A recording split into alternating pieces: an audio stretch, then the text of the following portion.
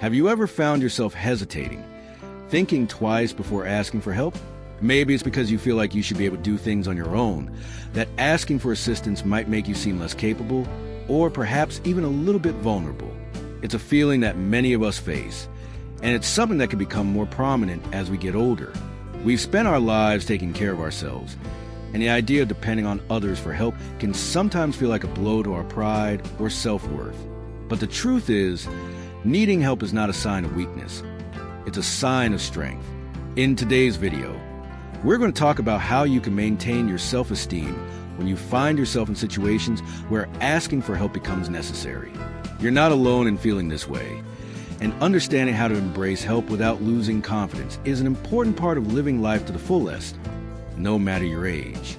Now, we're going to dive into some simple yet powerful strategies to help you navigate this. By the end of this video, you'll have a better understanding of how to maintain your sense of dignity, even when you need assistance. Let's start with the first point, understanding that asking for help is a sign of wisdom, not weakness. As we age, we might find that our energy levels aren't what they used to be, or that some tasks that were once second nature now require a little more effort. And that's okay. It's a natural part of life. But sometimes we get caught in a mindset that ask for help is something we should avoid, as if it's a failure. In reality, it's a sign of maturity and self-awareness to recognize when it's time to lean on others. There's wisdom in knowing our limits, and it takes courage to acknowledge that we don't have to do everything alone. Think about it for a moment. When you see someone older than you asking for help, do you think less of them? Most likely not. You probably admire their ability to be honest with themselves and others. And that's exactly how you should view yourself when you ask for help. It's not about giving up your independence. It's about being smart enough to realize that sometimes others can offer insight, skills, or support that can make life easier and more enjoyable. And here's the truth. Maintaining your self-esteem isn't about doing everything perfectly or independently. It's about accepting who you are and knowing when to reach out. Asking for help means you're actively choosing to maintain your well-being instead of struggling unnecessarily. Next, let's move to the second point. Recognizing that asking for help doesn't mean you're a burden. One of the biggest fears many people face when they need assistance is that they might be putting too much on others, especially loved ones. The thought of being a burden can be heavy, and it's something that can prevent us from reaching out when we need it most. But let me tell you something. Most people who care about you want to help. In fact, many of them feel good about being there for you. Consider this. When a friend or family member asks for your help, don't you feel happy to offer it? It makes you feel good to know that you're there for someone you care about. That's how your loved ones feel when you reach out to them for help. It's a way to strengthen the bond between you, not weaken it. Asking for help isn't about taking from someone else. It's about allowing them the opportunity to give. And in turn, that strengthens your connection with them. So, next time you feel like you're becoming a burden, remind yourself that by asking for help, you're also giving them the chance to be supportive. Now, we've talked about understanding that asking for help is a sign of wisdom and recognizing that you're not a burden.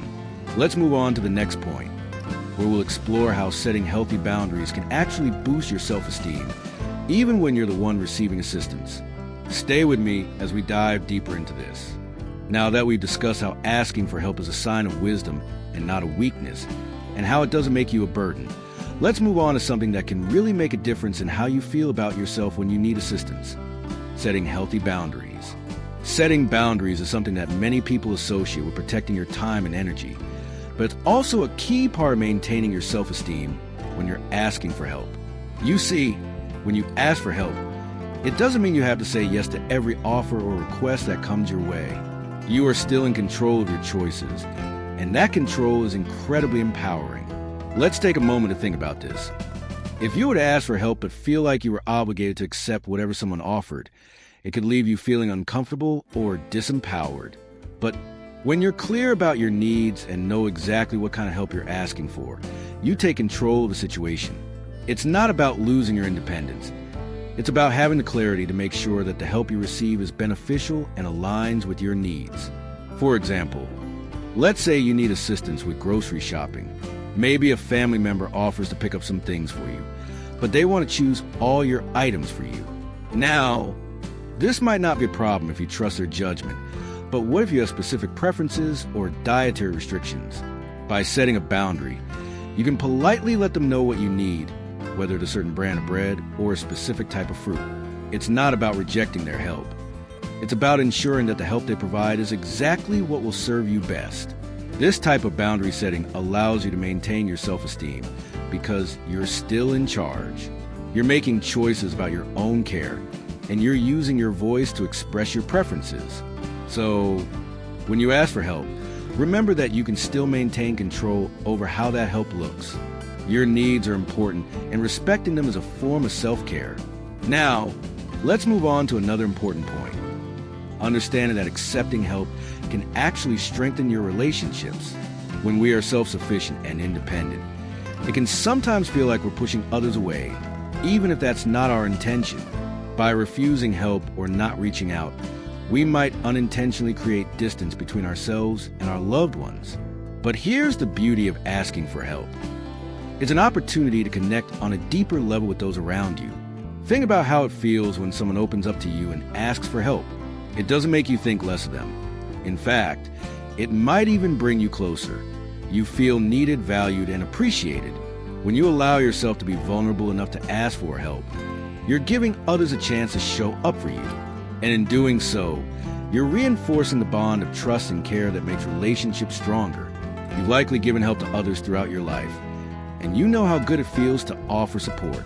Now, it's time to let others have that same opportunity to care for you.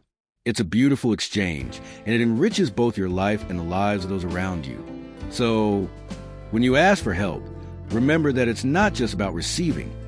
It's about deepening your connections and showing others that you trust them enough to let them in. This doesn't weaken your relationships. It strengthens them.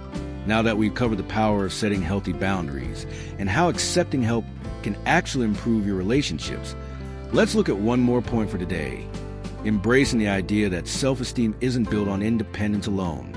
Many people believe that to maintain self-esteem, they need to be completely independent, never asking for help or relying on anyone. But self-esteem is about so much more than doing everything yourself. It's about feeling worthy of care and love, no matter how much or how little help you need. Think about it this way. If you only valued yourself for what you could accomplish independently, you might miss out on the joy and fulfillment that comes from community and connection. When we allow ourselves to receive help, we're acknowledging that we deserve support just like everyone else.